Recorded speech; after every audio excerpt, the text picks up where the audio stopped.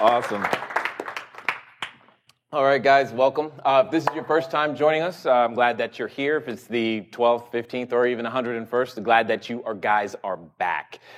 Today, as you can tell, we are, quote unquote, on location. I'm not in the studio. I've got people here with me, and it's exciting because they've got real estate questions just like you. So I'm going to give you some time right now to make sure that you type in the box. Type in the box. If you're watching us direct on YouTube, I want you to go over to cashflowdiary.tv. That way you can participate in the chat. When you get there, it's going to assign you a guest_username. Change that to your actual name, and it'll make it easy for me to answer your question. Okay? And just hang out. Ask a question. It's not going to hurt, but I promise you this. I am never politically correct, but I'm always direct so that you have the ability to go out there, take action, become a bigger, better, badder investor soon. That's my goal with you today. Now, for those of you who have never seen me, you're like, who is this Jay guy? Let me give you a quick synopsis of the story. A few short years ago, my wife and I, I was a financial planner. That's what I did, paper assets mostly. And what happened was my wife, when she is sick, she has a condition known as hyperemesis. What that simply means is that she can't eat or drink. So that became a very stressful situation. She almost died a few times while pregnant, and I was scared. I didn't know really what to do. So I started selling our personal possessions on eBay because I thought that was going to be the way to at least make ends meet. But that was a lot of work, a lot of shipping. I know way too much about eBay, but it worked for a time. Then one day, to blow off steam, I went to go play volleyball. I jumped very high, landed on the guy's head, and punctured my lung. I was born with asthma. I got pleurisy from puncturing my lung. I had a hole in my lung, and I could not walk and talk simultaneously without fainting. So that created a situation in which we had literally nothing coming in but disability, which is the same as having nothing coming in, everything going out. We started squatting in bank-owned property, technically homeless, as some would say. That happened on February 13th, 2008.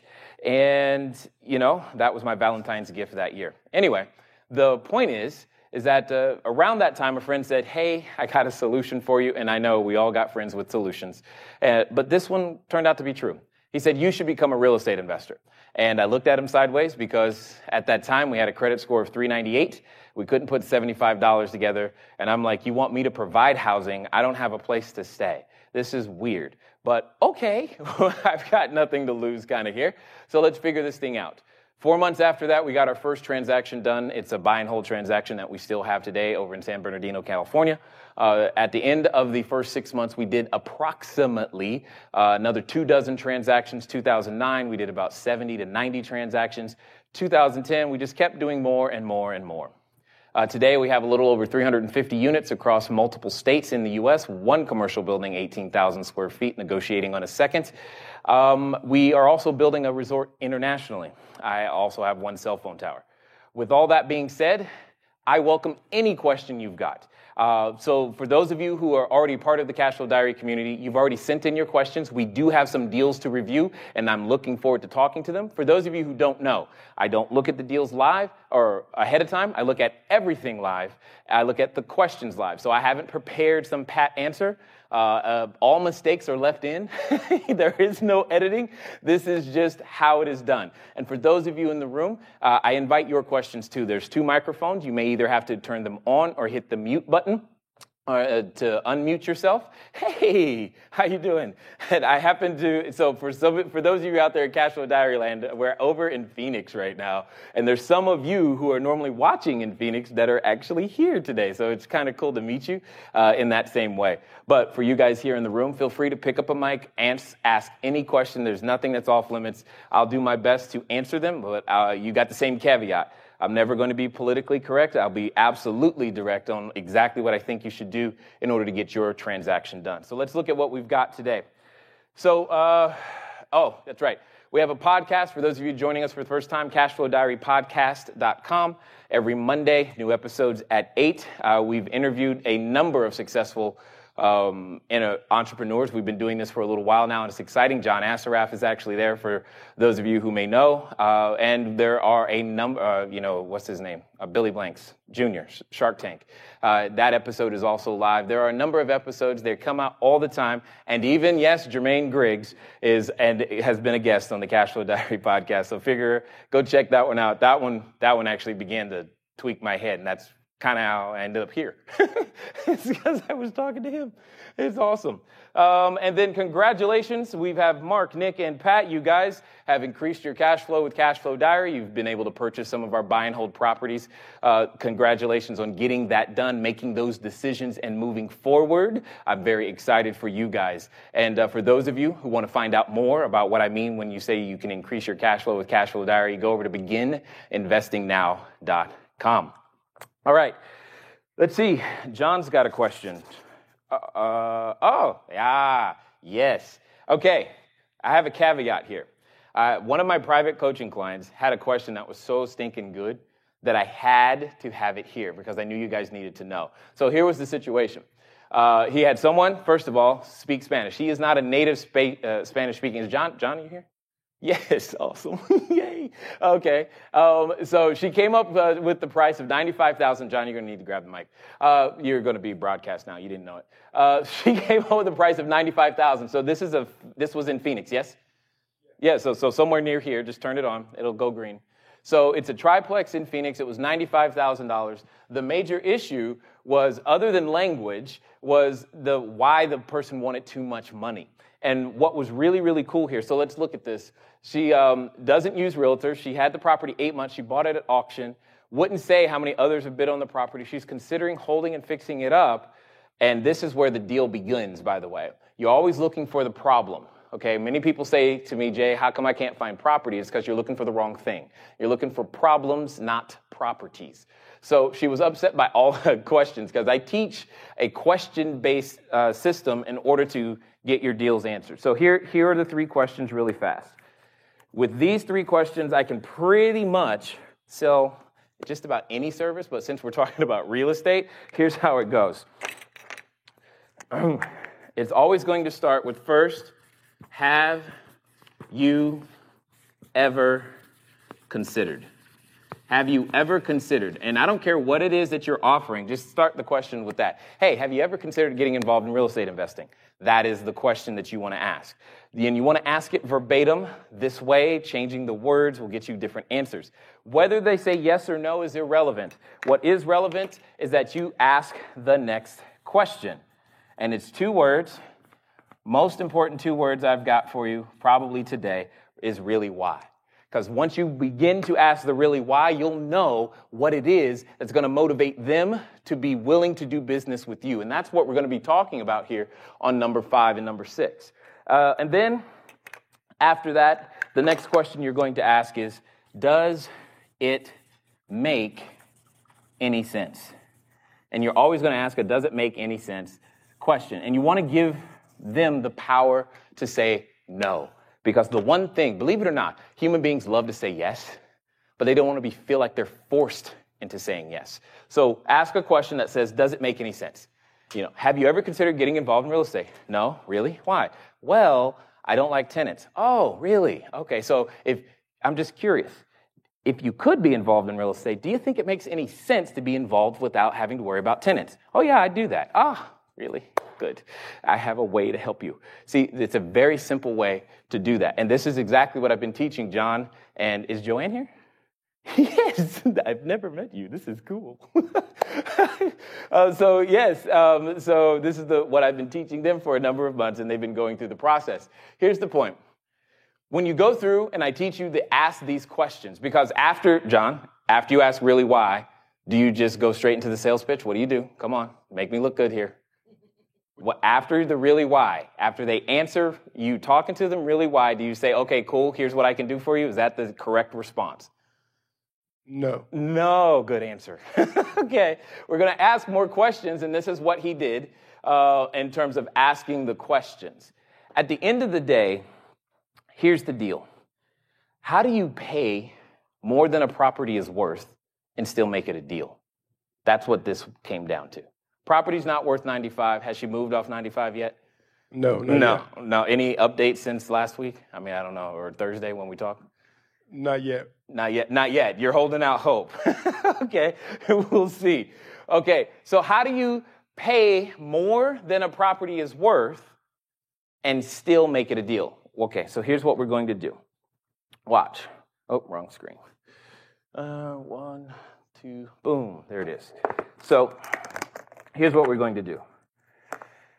Remember that when it comes down to it, you've got two things. You can either get the price versus terms. This is not new information, but the question is what terms? Because what if I was willing to pay $1 million? Now, John, you go to her with a $1 million offer. What does she hear? She hears $1 million. That's all she heard. She heard $1 million. She also heard I'm going on vacation. I can buy a car. And I heard a whole bunch of other things. That's what she heard. Okay, cool. Well, and she goes, yeah, that sounds great. Well, here's how it works. I'm going to pay you $1 a month. $1 per month for 1 million months. Right? Now, you laugh, but here's the point. Could you do that? Could you pay $1 a month for 1 million months? Even if you were not here. Are you planning on living 1 million months? I mean, you might plan on it, but some other people, some other things have a say in that, right? So here's what's important. The terms. Don't get stuck on that price.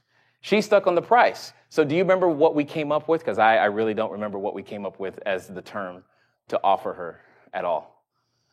Yes. We would go ahead and offer to pay her the 95. Yeah. Over a course of however many months. I think 300.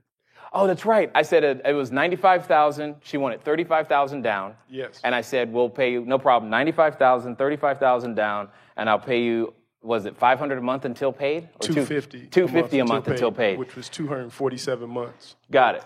So, guys, I want you to pay. That was one option. The other option was to stretch it all the way out. Absolutely. Thank you. Newt, glad you're here. All right. So the other thing you're always going to do is you're going to give your seller, your buyer, whomever, I don't care who they are, you're going to give them 3 options, okay? The first option is typically going to be all cash.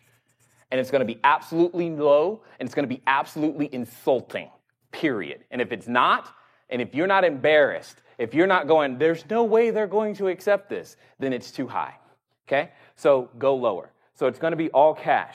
The third one is going to be, the third one is going to be kinda okay. It's like they might choose it, but they probably not gonna, okay? But if they did, you don't care. This is the one that you want them to choose, the big money one, right? And you're gonna put that one in the middle. So every LOI, so if you've ever gotten our wholesaling course, in fact, there's a webinar. If you click the link just below the video, there's a webinar that'll probably be starting in a few minutes after we're done here. Or if not, you can schedule for a future date, where I'm teaching how to put inside of our full wholesaling course, we have what I call our quick offer kit that allows you to be able to put this together really, really quickly. So you have an all cash offer, you have the one that you really want them to take, and then you have the kind of okay. The one that you really want them to take is a mixture of the two. So that way, if you don't have the cash, at least you've made a cash offer. And this one is going to be probably no cash and nothing but terms, and this one's going to be some cash and terms. So for example, in this offer, what we did is that option 1, do you remember how much it was? The cash? Like 35. It was an all cash offer for $35,000? I just don't remember. Okay, so 33,250 or something like that. Okay, so it was $33,250, and you say, how did you come up with that number? We didn't, she did. The number that she came up with came because that was the number that she seemed to want, because she said $95,000 with 35% down. That's right? Yes, correct. Yeah, so we just used her number. Okay, cool. She's obviously stuck on that number for a reason, so let's use that number, and that's exactly what we chose to do. Then it became, okay, well, Jay, I don't want to I would love to pick it up for just that, but that's not what she wanted. She wanted more than just that. I'm sorry, I'm fixing this display power sleep thing because I forgot to do it because we're on location. You forget new things when you're, there we go. Boom. So the second piece was to come up with the offer we know she wanted, or we hope she would take. The third one was no money down, so we said 0 down and 100% financing, and we said, oh, cool, we'll give you your $95,000. I don't even remember the terms we said, but it was, what was it, $250 a month until paid? No, we just averaged it out, and I think it was $347 a month. $347. Okay, so I said $347 a month until paid. Now, there's a reason I'm using the language until paid, by the way, and I'll go over that with you. So when you're doing your offers, how you say, the words you say or don't say, make all the difference. Okay. The next thing, right here, is going to be the one that you want her to take. Do you remember what this one was? It was the 35% down. 35% down and with $250 a month until paid, right? Yes. Perfect. So 35% down gives her what she asked for immediately, which we loved, which she loves. That's what she was asking for. And now she hears, well, I can get $250 a month until paid. Now, knowing what I know and what you're about to find out when it comes to time value of money, you can realize if you've ever heard of a concept called discounted cash flows or discounted valuations in any way, shapes, or forms, you know that you actually bought this property at a severe discount. Here's why. I'm going to put my iPad right here. Yay, that worked. And here's what we're going to do. I'm going to show you this calculation of what I just said. So we had $95,000 minus 35%. So that 35% leaves a balance of $61,750. That's going to go in PV, also known as present value. Then what we're going to do is I said it was $250 a month until paid. So it's $61,750 divided by $250 a month. That's 247 months. Okay, so that's $250 is the payment, 247 months. I said until paid. Until paid means once it's done paying, once I'm done paying the balance would be 0. So what is the interest rate? 0. Isn't that awesome? 0% loan. That's what I just negotiated with the words, but let's analyze what she heard.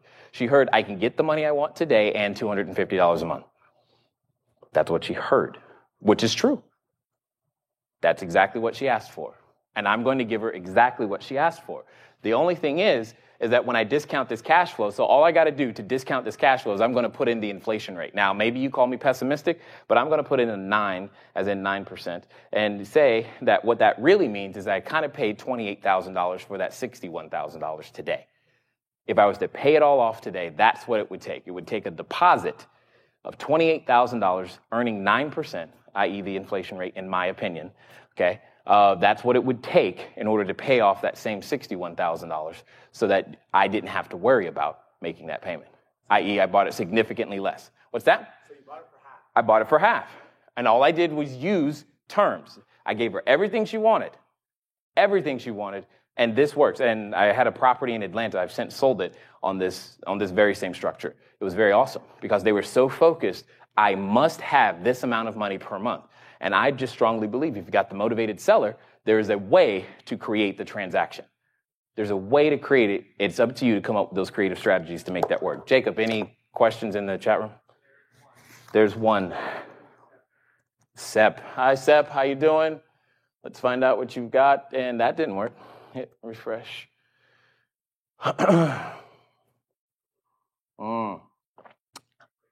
I don't know. I didn't break it. You broke it. I blame you. Don't we always blame the help guy? Oh, I'm at cashflowdiary.com. I do that. Now that I do all the time.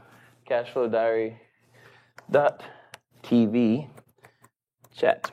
That's why I was like, how come I'm the only one there? That's not right.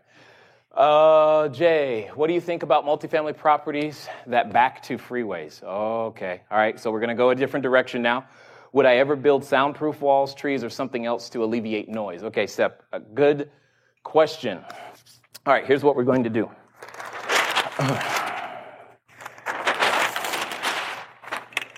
So here's how I'm going to answer that, Seth. Remember, it's 1, 2, 3 again. 1, 2. We've got 3 different types of customers, right? And here's the answer to the question. The answer to the question is, whom do you want to serve? I don't know with just this information. Because here's the point. As you guys already know, I look at real estate, and there's 3 types of general customers out there, right? There's the Walmart customer. There's the Target customer. And then there's the Nordstrom customer, right? So they all have different preferences when it comes to their real estate, right? Down here, you better have a swimming pool. Up here, a swimming pool is only a hazard and will cost you money. Those are different things. Down here, if you don't have a garage with a door opener that works with your iPhone, you're in trouble. Up here, you hopefully have a garage door. I mean, 2 completely different things, and I know you guys understand this. Who do you want to serve? So, would I ever, that's the question, build soundproof walls? Would I ever do the extra things with trees? Now, the other things you guys know about me, I am not an environmentalist. I'm a tree chopper, not a tree hugger. It's just the way it is, okay? Because they destroy my roofs and my plumbing, and it costs money. So, multifamily properties back to freeways. If I'm working in Walmart, the answer is absolutely no. Because that's the very shady corner that Ray is looking to go into and hide so that he can jump in the window and make something happen. So if you look up CepTed, let me show you guys one more time. Go over here, go to CepTed, let's just go to Wikipedia. CPTED, and that's all I'm going to type in, is crime prevention through environmental design. Crime prevention through environmental design. You'll learn that you want to eliminate those dark corners. You'll learn how to illuminate and cut trees and put the right types of shrubs just below the window to make sure that the shower windows are at a certain height, because when ladies are taking a shower, the window shouldn't be at a certain height, if you get my meaning. All of these things make 100% difference on whether your property gets sold, i.e. rented. So if your customer is Walmart, in my opinion, backs against the freeway, don't like it. However, Nordstrom, you could work with that because that person is going, hey, it's next to the freeway. I could get on the freeway faster and go to where I need to go. Also, they would pay for what you asked for here. What you asked me for is, where'd it go? Chat. You said soundproof walls, trees, or something else to alleviate noise. In Nordstrom, I can say, you know what? You could have one of our standard apartments or one of the upgraded units that's been noise-proofed for an additional monthly fee. I can do that in Nordstrom. Ain't no way Walmart's doing that. They're looking for everyday low prices, okay? And that's just not going to happen. But in Nordstrom, I got a shot because I've got to spend extra money. If I'm going to spend that extra money, you darn sure better get extra revenue from it. Okay? Don't just spend extra money because it makes you feel good. Make sure that your customer is willing to pay for it. If they're not willing to pay for it, then there's no need for you to do that. Okay? Hopefully that makes sense. Any questions in the room before I go? Okay, just grab a mic. I don't know where they are. I have no clue. And before we get over to the next deal, because I think we have another one there. The mute is on the bottom of that one. Let me see. Hello. Yeah, there you go. Okay, yeah, thank you. Yeah, no problem. For coming here. My husband and I have been really talking about building our investment portfolio. No problem. And we're really super green on the real estate end. Mm-hmm. We're looking at wanting to get into the units, apartments, or duplexes, triplexes, but is it better for me to go and get a real estate agent, or should I become the real estate agent so I know a little bit more on that aspect? Okay, so this is the agent or do-it-yourself question. Is that what right. you're asking me? Right. Okay, got it. All right. So here's the thing that you've got to consider. And what was your first name? Monica, here's what you got to look at. You've got 4 essential components. There's more than these, but there's typically 4. It's knowledge, time, money, or credit. Knowledge, time, money, or credit. The greatest thing about real estate is that you can leverage, you only need one, and you can leverage the rest. You only need one, you can leverage the rest. Okay? So you've got to, this is a choice you get to make. It's not like one is better than the other. It's all relevant to what I call your investor identity. And one of the pieces of your investor identity is what is known as time horizon, i.e., how soon do you want this to happen for you? So let me draw this out. Here's what that means. You could draw a proverbial dotted line straight down the middle. On one side, you've got knowledge and time. On the other, you have money and credit. Typically, the person or persons who have knowledge and time do not have money or credit. And the converse is also true. Typically, the person who has money or credit typically does not have the knowledge or the time. And even if they do have the knowledge or the time, they usually don't want to spend or invest that knowledge and that time doing that thing. They have other expertise elsewhere, and it's not the highest and best use of their time. You must first fundamentally decide who you want to be. For me, when I first got started with real estate, one of the strategies I had to do was wholesaling, because I had no knowledge and a whole lot of time because I had no job, no place to stay, and a wife that needed to eat. At the end of the day, that was the thing. But I didn't have a skill set that the marketplace would pay me money for. Okay, so I had no money, no credit. There was just no way. Here's the cool thing, though. You can learn to find money. With the correct knowledge, you can eliminate credit. Therefore, you must learn to invest your time into knowledge if you're going to play that game. Now, the opposite is also true. You say, well, Jay, I don't want to learn this. Okay, fine. Then you find someone to play with, and I say play because wealth is a team sport. And Jim Bunch is the guy who introduced me to that idea, just that phrase, and I love it because it's true. You can play with other people in this game. If you're the person with the money and credit, then you need to work with someone who has the expertise and the team in place to be able to leverage what they know and what they've put together to be able to still achieve the same result. Because here's the fundamental reason I say this. There is a difference, pay attention, there is a difference between being an investor and owning an investment.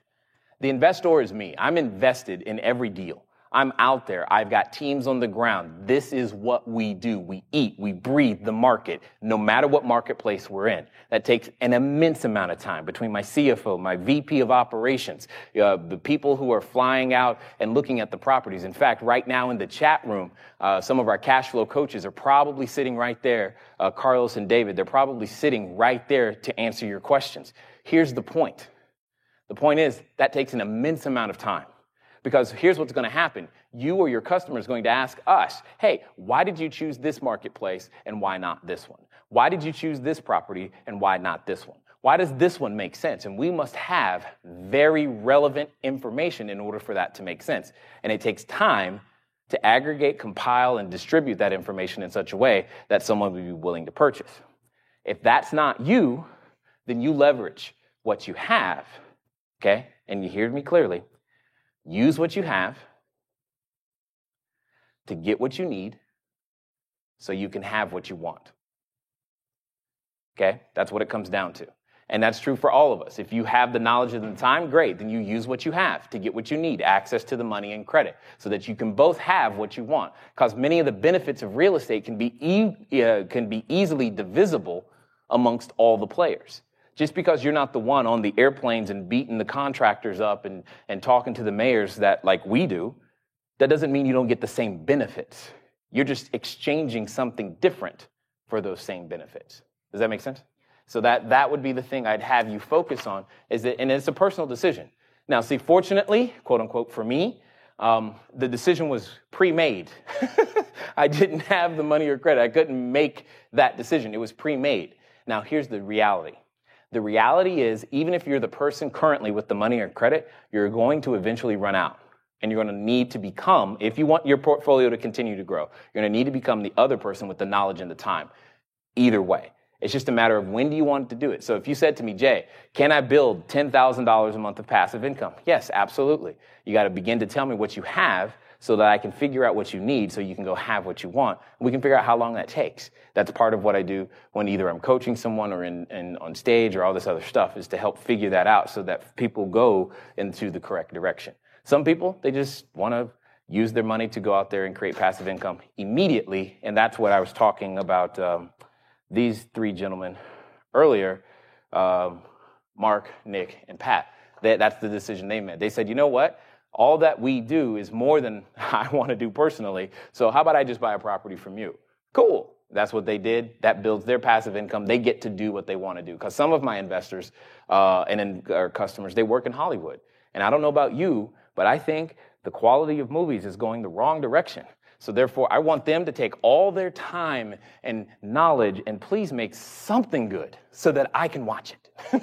I'm going to take all my time and help your money grow. Don't worry about that. Please make a good movie because, I want to have something to look forward to on Friday, or Saturday because I'm always at the movies. And I just want to make sure that, I do my part. See, I feel like I'm contributing now, right? I'm contributing to your quality movie experience by making sure their passive income is taken care of. And it feels so good. Anyway, any other questions in the chat room, Jake? Yes? All right, thank you. Let's find out what they have to say. Ask. I live in Gary, Indiana. Okay. Hey, Amari, this is good. I live in Gary, Indiana. What strategies work in low-income neighborhoods? I know a little bit about that. It's mostly people who rent. Excellent. But the morale is low. Perfect. Or should I be looking in higher-end neighborhoods for rentals that barely cash flow? I love that. You put it together already. You almost answered your own question. All right, so I'm going to go right back to this. You got the three types of customers. So let me ask you guys in the room, just answer out loud because I know he's answering too. So let me ask you, let's look at these three types of customers, Walmart, Target, and Nordstrom. Does Walmart, Target, and Nordstrom sell anything in common? Yes or yes? Yeah, let's just say it's shirts. They all sell shirts. Now, I didn't just say go buy your shirts from Walmart, nor did I say go to Nordstrom and buy your shirts. Although Nordies and I have developed a really good relationship. That much I do know. Here's what I will say. When Walmart sells a shirt, do they make money? When Target sells a shirt, do they make money? When Nordstrom sells a shirt, do they make money? Yes. The answer is yes all the way around, Amari. It's not about the money. Please remove that from the equation. The question comes back to who do you want to serve and whom are you best equipped to serve? More importantly, who is your team best equipped to serve? Let me show you what I mean. All right. It is 1, 2, boom. The first decisions, and they need to go in this order. It's I, M, T, and D. You've got to decide individually. Got it. Woo-hoo. Excellent. You got to decide individually whom do you want to serve. I could totally never shop at Walmart, but own one all day long, and it wouldn't bother me a bit. Because that'd be a choice I'd made. I could totally own an Asian food restaurant knowing that I can't stand Asian food. That's me. But I have no problem with that. So long as I know how to serve the customer, and you can do the same thing. So you must first to make that decision. Then you're going to look at the marketplace you're playing in. Not every marketplace is suited to a particular customer. Let me give you an example of what I mean. If I said to you, think about this, Amari, Seattle, Washington. When I say Seattle, Washington, do you think blue-collar job? The answer is no. You typically are going to think probably tech or white-collar in general. So if you knew that you wanted to serve someone who was blue-collar, you probably don't think Seattle, okay? So there are some marketplaces that just aren't conducive to that. If I said Silicon Valley, same thing. You're not looking for that lower-end customer. You got a whole bunch of issues there, too, but that's a whole nother story. But the marketplace also has to match. The next thing is your team. Here's the thing. When you're working in Walmart, you can't hire a Nordstrom contractor. When you're working in Walmart, if you hire a Nordstrom contractor, suddenly, in the middle of MLK Boulevard, because Walmart is always in Martin Luther King Boulevard is always where Walmart is. Here's the deal. You don't put granite there. That's not where you put travertine. You don't have the trace ceilings. You just don't do it. That's not what you do. And if your contractor can only think and see and feel and knows how to serve that customer, you're going to spend too much money on your rehab. That's how it shows up when you're fixing and flipping. inside of your buy and holds, your operating expense is too high and you don't cash flow like you were expecting. So Walmart cash flows, whereas Nordstrom tends to make money on the appreciation and the equity. Target's kind of a mix of both, and that's how you can play the game. So give you some quick examples. If you're saying Gary, Indiana is Walmart territory, well, there are strategies and team members that you're going to have to work with. For example, we work in Memphis, Tennessee. We also work in Danville, Illinois. That's our Walmart territory. So that's tend to be where we work. But we know how to generate the cash flow in those areas because we have great relationships with people like code enforcement and property management and the political officials. And if we need to, we do have a relationship with the police department, and not just the department, but the precinct, and not just the precinct, but the head of the chief of police in that particular area. Because sometimes it takes all of that to create clean, safe, affordable housing. I don't care which customer you're serving, your job is to create clean, safe, affordable housing. And you're going to do that with your team if your team is best equipped to serve that person. So having grown up in Walmart neighborhoods, that's why I started, and it make the most sense for me to serve the Walmart customer. I understand them. Now, that doesn't mean that you have to stay there. Where you start isn't necessarily where you stay. So keep that in mind. You know, you heard me say at the opening that we're working on a resort internationally. I promise you, that's not Walmart territory, all right? The point is, where you start isn't where you stay, but get started. And once you're started, stay started. That's probably the most important thing I could say to you right now. All right, if you're watching us on YouTube, please go over to cashflowdiary.tv so that you can participate in the chat. Otherwise, I can't see you or any questions that you might have or that you might be asking. So hopefully that'll work. Let me see. Time check. Good. It's never enough time with you guys. Never enough time. All right, so let's look at this next deal that we've got here. That was a question. Did you have a question? What was the what? You just... Oh, I totally forgot. Sorry, my bad. She said, what was the D? And I bet you people online were like, what's the D? They couldn't say anything. See, they're thanking you right now. The D, oh, that shrunk. Boom. The D is for the deal. And I'm glad you asked that, because here's the thing. Most people come to me and say, Jay, is this a good deal? Is this a good deal? Is this a good deal? I can't stand the question because it tells me you didn't do the first 3 steps. Period. You didn't do them. Now, I can help you through the first 3 steps, but it tells me you didn't do them, and you're looking for me to tell you what to do, which I don't enjoy. Because most of the time, when you bring me the deal, I'm going to tell you why it doesn't work. And then you're going to be like, but my whole life, yeah, I understand. You can get over it, put you back together, and I'll show you how to find a deal that does work. But here's the point. The deal is the most interchangeable part. It's the least relevant part. You've got to get the I down. Like I said, you heard me say it. We provide clean, safe, affordable housing to people that need it when it matters most. Period. That's what we do. We happen to use these marketplaces to do that in, and here are the people who are on the team. It doesn't matter what address the property is. This is what we're doing. And when you get your business model down to that refined type of a statement, it's very clear, not only to you and your team, but to your investors who are writing you the checks, what it is that their money is going to do. Their money is going to provide clean, safe, affordable housing to people that need it when it matters most. Here are the marketplaces that we do it in, and this is the team. The address doesn't matter, because here's the thing. I just happen to believe that there's no such thing as a bad property. There's no such thing as a problem property. There's a ton of problem owners, but not problem property. And that's what it comes down to, is that when you have these first 3 correct, the deal, we can just switch those out all day long when you've got the system in place. The rest of it is kind of irrelevant. So thank you for stopping me so that I could go back and catch that. Now, where did the keynote go? There it is. Okay, Jackson. Good stuff, Jackson. Give him a round of applause, everybody, because he just started our wholesaling program, and he's already got a deal. I love it. Sending it in. See, Jackson's single-family house for $193,000, 5.3, 1578. Income is $2,750. Debt service on a 30-year fixed with 27% down, 685. Okay. I'm looking for a pass on positive cash flow using the checks and balances formula. No problem. All right, so here's what we're going to do. We're just going to do the formula real fast. I'll leave that up there and use this side. Because, well, first of all, Jackson, let me tell you, I don't know who the target market is, but you're already playing, I'm guessing, in target, but you've got a problem. You've got 2 small bedrooms.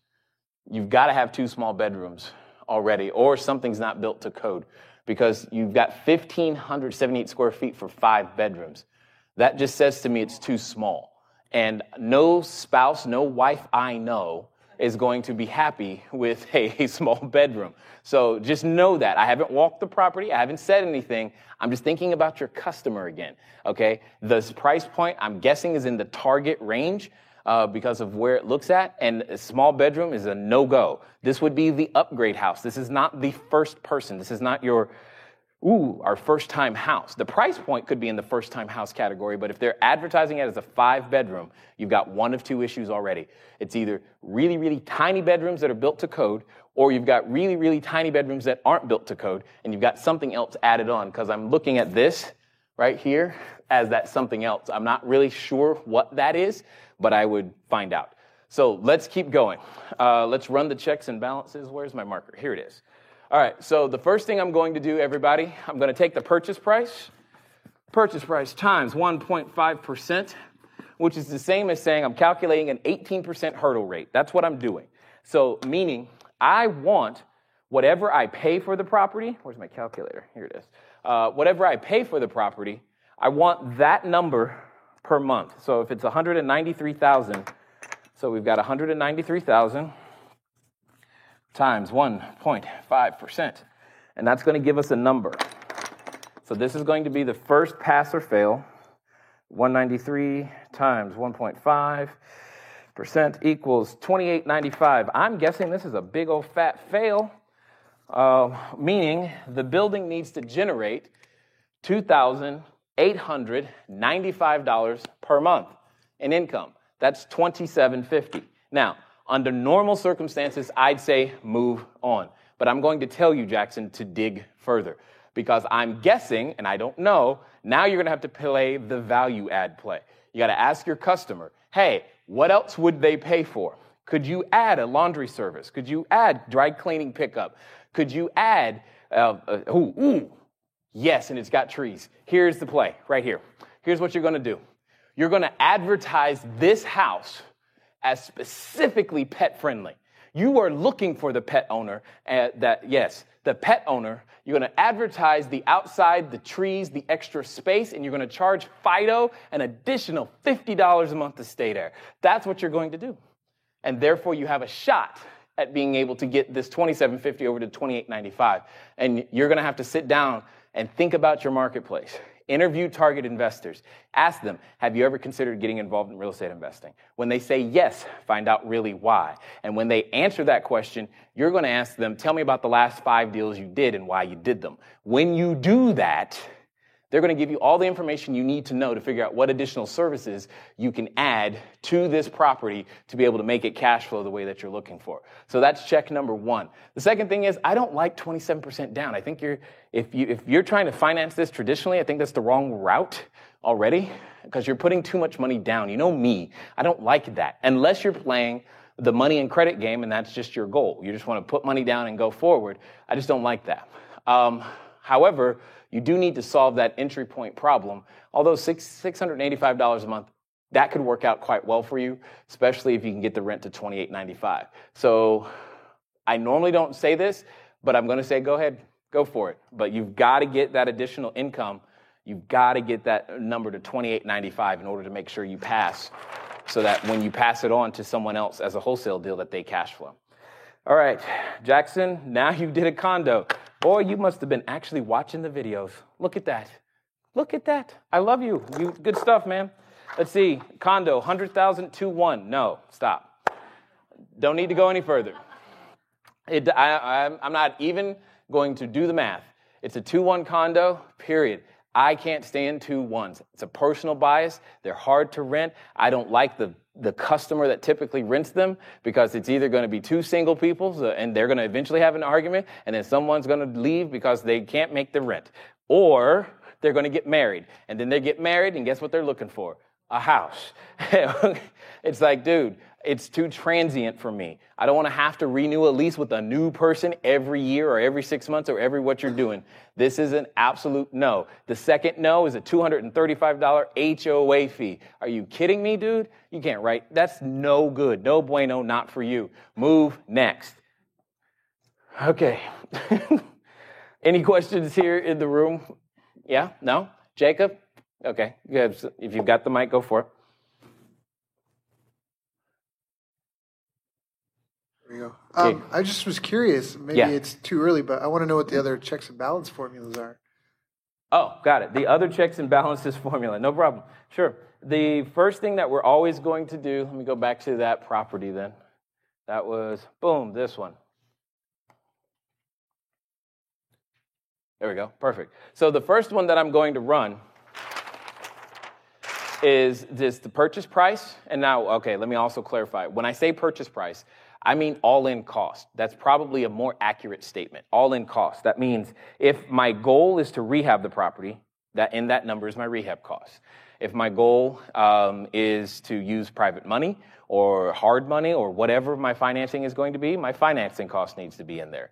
Whatever it is, my all-in and total investment needs to be right here, times 1.5%, and it must generate that amount of income. And I say income because occasionally if you get creative, in some jurisdictions, like SEP, your property, your apartment building against the freeway, if it has a solid wall with no windows, especially if that wall is facing the freeway, that's called advertising space, my friend. And that becomes additional income for you. So when I say total income, that's what I mean. You got to look at the extra plays. Adding a cell phone tower onto your property could be additional income. Laundry facilities, all these things can boost the income to get to this 1.5%, but you need to assess the probability, feasibility of making that happen. And if you can do that, then that's the point. So that's check number one. Check number two is this. I'm going to take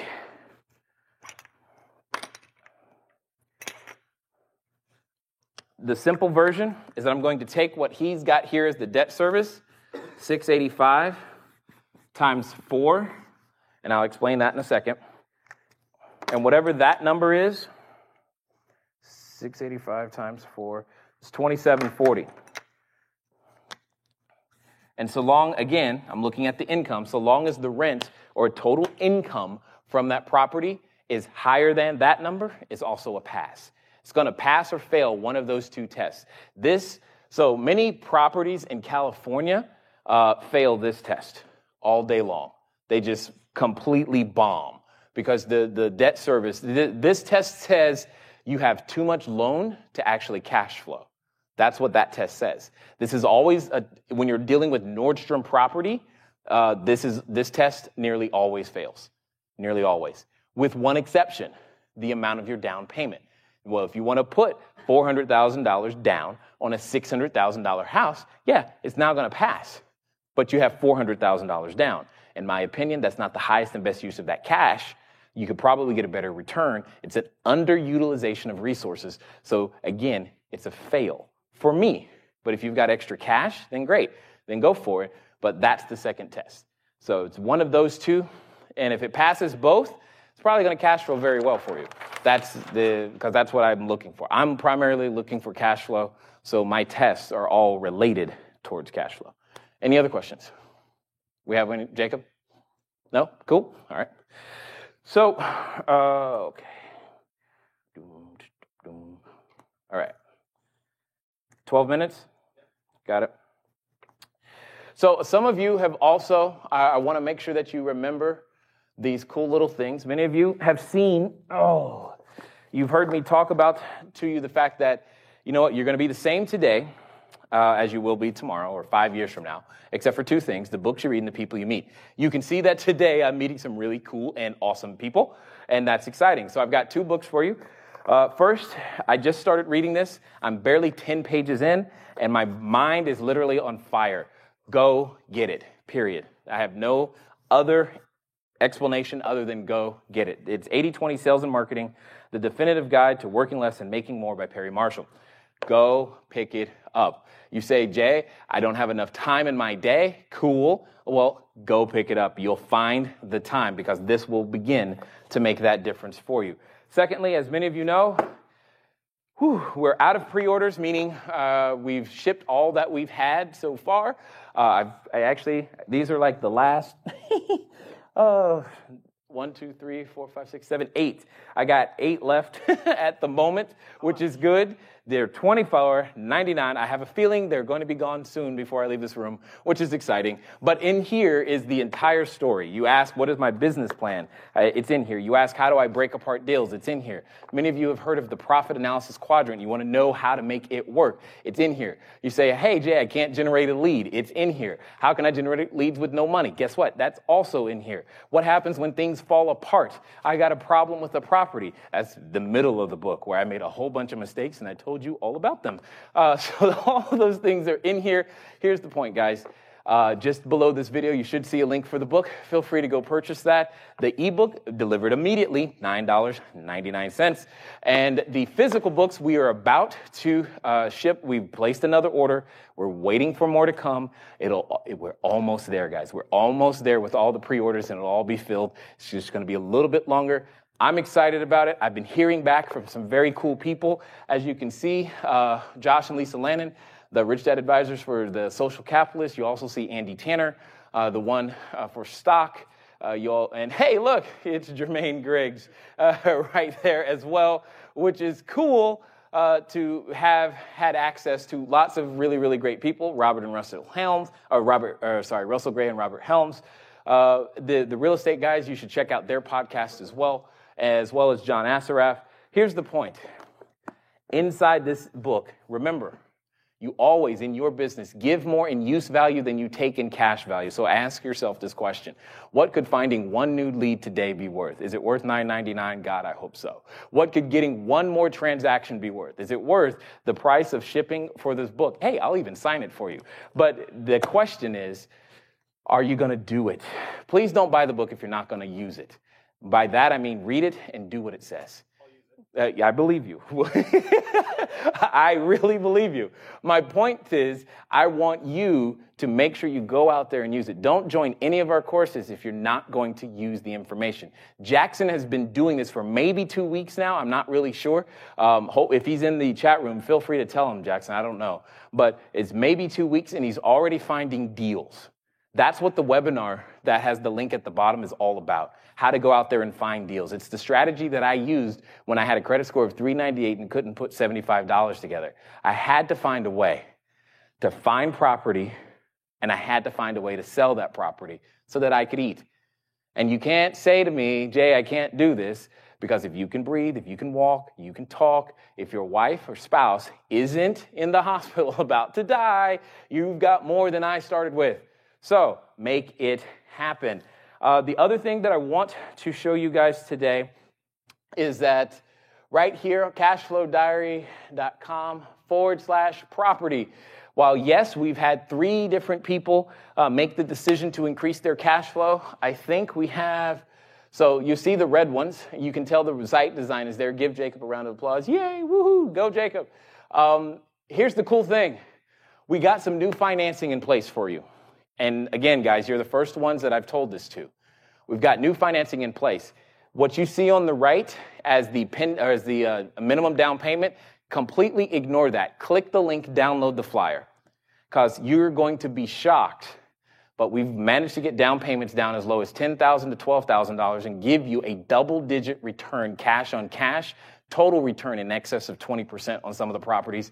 Feel free that you go there and pick one of them. The green one. So nope, that one just sold. Jacob, we need to update that one, okay? So don't pick 1023 Grove, it sold. 27 Bismarck, I know it's still available. 428 Oughton is also available. And all you're gonna do is click the flyer just like I did there. And on 23, why not? Oh, those are on my file. Those are on my computer. That's why you did that. You're so smart. Okay, so 428 Oughton, that's why we have this one. The updated down payment on that one is $12,000 with a 28.76% return. sitting there. Now, remember, they're non-recourse loans, so retirement plans qualify. If you're watching from a foreign country, you qualify because we provide the financing, so you don't need a credit score like in the U.S. Any more questions, Jacob? Excellent. Any questions in the room? One, give him a mic and let's make it happen.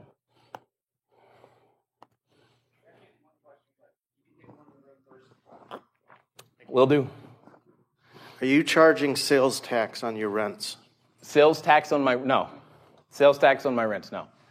So none of the states are requiring that. They're starting to here, and it's really messing with cash flow. Oh, that's a problem. Yeah, no. Note to self, don't do deals in Arizona. Thanks for making that easy. It's the sales and use tax. I guess that's where they're going under the use tax is what they're looking at. But no, there is no charge for sales tax. That would suck. It does. Again, you remind me of something, though. This is why, guys, okay, hear me clearly when I say this one more time. Here's what I find. The reason most people, when you're investing, the reason most people have heard the don't go outside of 20 miles outside of your house. The reason that's happening is because you don't have the team. You're missing the T in that situation. See, by being able to leverage someone else's team, even in a foreign state or foreign country, i.e. you don't live there, you can still have access to the benefits of that state or country without physically residing there. And when you are willing to build that team and infrastructure, you have access. You're not bottlenecked. Because in San Bernardino, where my first rental was, they started charging it was a mandatory inspection fee. I'm like, okay, cool. Mandatory inspection sounds fine. They're trying to protect people. Then they said, oh, and you can only use our inspector, and it's going to cost this much. And I'm like, and then they said, oh, yeah, by the way, it's going to be per door. Cool. I'm not doing business in San Bernardino. And that's the decision we made for those types of reasons. And because we have access to a team that allows us to escape California in that sense, we do. So California's a great place to live, horrible place to do business. And that's just how I see it, and having access to the team allows all of that to happen. Any other questions? Here. Time check. 4 minutes. Thank you. What's the other one in the chat? Oh, you said there was one more in the chat room? Okay, let's find out what it is. Yes, 2 weeks. Oh, it has been 2 weeks. That's good. Jackson, good job. And notice how he's still watching today because he's got to learn. Good stuff. Extra advertising space. Easy phased equity. Yes, Sep, you got it. Okay, let me show you guys something real fast as I breathe.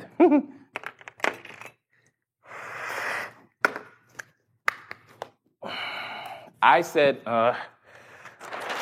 we don't have time to go into the whole thing today, but this is the profit analysis quadrant. So step 9 inside the book, you say, how do I get partners? How do I raise capital? With this, what I'm about to draw, what's in the book, I've been able to raise well over $7.5 million in a very short period of time to go out there and do real estate deals. Here's the point.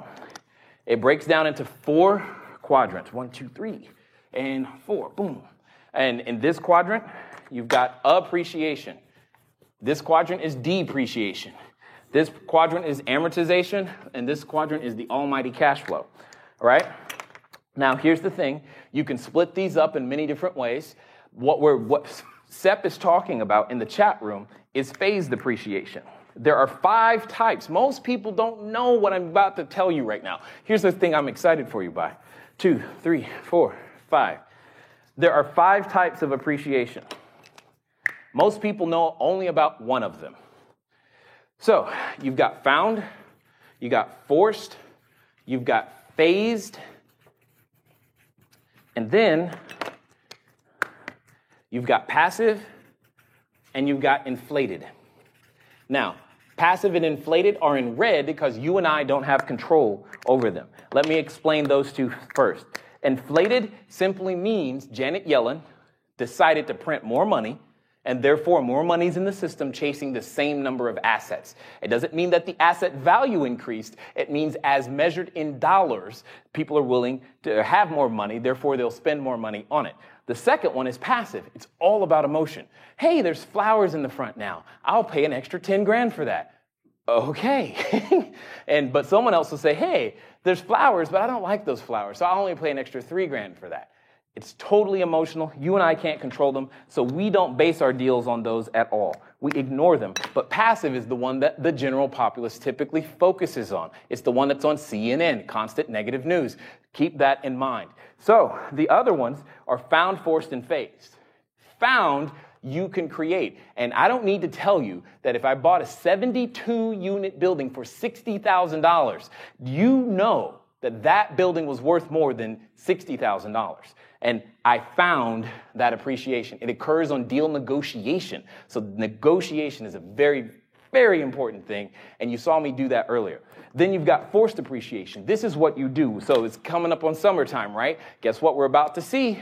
Flip this house, flip that house. I can flip that and you can flip this. All that stuff is about to come. All of that is about forced appreciation. This is what you do to the property to make it worth more money. That's it. You just put it back together. Phased appreciation, my friends, is where you and I get to have fun. This is where you take a church and turn it into a school and turn it into an apartment building. This is where you change the use. This is where you take a blank wall and turn it into advertising space. And that phased appreciation tends to pay the absolute most when you're looking at it. One of the buildings right now, what we're looking at, many of you already know this, so we're looking at putting a daycare on site. Why? Because my tenant has kids, and going to work is always a challenge when you're trying to get home by that magic 6 o'clock. Because if you've ever had kids in daycare, you know that at 6:01, they start charging like 15 seconds a minute or $15 a minute. It's crazy. So solving that problem through phased appreciation helps the entire building. Sep, you got it. Good stuff. Jay, when looking at income property, how do you determine if the seller is telling you the truth on the numbers as far as income and expenses? Should I ask for their QuickBooks? Guest 584, they're lying. They're always lying. Just assume they're lying, and therefore you'll be fine. And yes, you ask for their QuickBooks. You ask for their mother's QuickBooks if you think you need them. I don't really care. Ask for everything. I was just in Sacramento, and this question came up too. And they were like, well, Jay, what are some of the due diligence items? And what I did is I pulled up the due diligence. I'm trying to see if I can find the Excel sheet. Due diligence checklist. Here it is. Watch. So this is a live document. This is the real deal. This is what I use when we're doing due diligence. And I'm just going to read from, when I ask for stuff, I ask for everything. So let me give you an example of what I mean by everything that you probably haven't thought about. So first of all, I want you to look at this document. I want you to see that it has sections, and under each section, as it changes a color, there's more documents to ask for. And that's what's really cool. But what's even better is that we ask for all of them. So here's the operational documents. This is just the operational document. So I'm asking for the operational budget and statements for the last 2 years and current year. What does that mean? Copies of all leases and for all current tenants, aged receivables, current rent roll, including lease rate, deposit held, square footage, start date, termination date, tenant delinquency, copies of all correspondence related to the property for the past 12 months. If the property got a letter, even junk mail, I want to see it. Leasing plan, marketing items. You get the point? Ask for everything, okay? At least ask. They may not have it, but ask. So that later, when you need to negotiate terms, you can say, hey, here's what I need. You knew that I needed this information, but however, since I was unable to get it, how about you and I sharing the liability of me not having this and me taking this unknown risk by you carrying a little financing? Here's what that might look like. All of that, I'm not trying to I just love seller financing, It's fun for me, all right? My point is you need this information to properly operate the building anyway. Ask for it up front, okay? Let's see. Is that it? Is that it for today? Okay, excellent. Guys, I'm glad that you have been here, hopefully. If you haven't already, go to cashflowdiarypodcast.com. Listen to us. If what you like today There's a year's worth, hours upon hours more of information sitting right there for you of very similar stuff so that you have the ability to get your deals reviewed. And feel free. We'll be here again next Tuesday, 4 p.m. Pacific time, to help you with that process. Some of you, you're like, you know what? I am ready to take action now, Jay. I would love to get a copy of your book. I hope that's what you're saying. Click the link below. $9.99 for the ebook, $24.99 for the book, physical book. But if you buy both together, I give you a $5 discount, and I signed it for you, and it'll come to you as soon as more pre-orders get here. With that being said, I'm excited. I'm glad that you're here. Keep going, keep going, keep going. Once you start, stay started. And I look forward to talking to you all of you guys again soon. Until next time.